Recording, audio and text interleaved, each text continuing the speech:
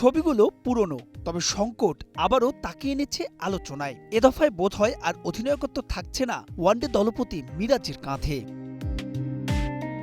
অথচ সময় কতই না দ্রুত বদলায়। মোটে এক সিরিজ আগেও টানা 4 ওয়ানডে সিরিজ জয়ী অধিনায়ক মিরাজকে নিয়ে কত স্তুতি, যদিও সেই সিরিজগুলোতে তাকে নিয়ে সমালোচনাও কম হয়নি। তবে জিম্বাবুয়ের বিপক্ষে 2-1 ব্যবধানের হারে সব যেন পেল ভিন্ন মাত্রা।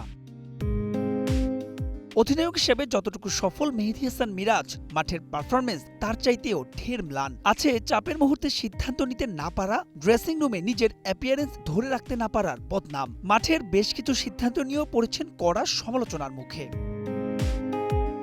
ক্রিকেট পাড়ায় তাই জোর গুঞ্জন, ওয়ানডে নেতৃত্ব থেকে সরিয়ে দেয়া হচ্ছে মেহেদী হাসান মিরাজকে। তার স্থলে আবারও দায়িত্ব পেতে পারেন নাজমুল হোসেন শান্ত। সম্প্রতি বিসিবির সভাপতি তামিম ইকবালের সঙ্গে শান্তর বৈঠকের খবর প্রকাশ্যে আসার পর সেই গুঞ্জন হয় আরও জোরালো।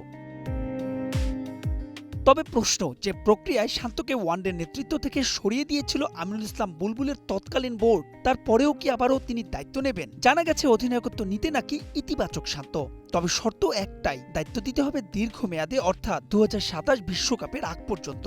সবশেষ অস্ট্রেলিয়ার বিপক্ষে ওয়ানডে সিরিজের শেষ ম্যাচেও মিরাজের অনুপস্থিতিতে একটি ম্যাচের দায়িত্ব সামলেছিলেন নাজমুল হোসেন শান্ত।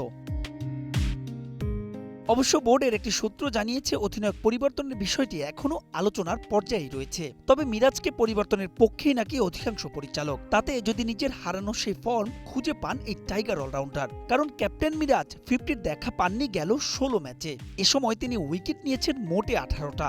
আগামী বোর্ড মিটিংয়ে হয়তো এ নিয়ে আসবে চূড়ান্ত সিদ্ধান্ত। তাই তো জানা গেছে সব ঠিক থাকলেই ভারতের বিপক্ষে আসন্ন হোম সিরিজের আগেই নতুন ওয়ানডে অধিনায়ক পাচ্ছে বাংলাদেশ, যার প্রথম চ্যালেঞ্জ হবে 2027 বিশ্বকাপে সরাসরি দলকে কোয়ালিফাই করানো। মাহবুব রিমন, স্টার প্লে।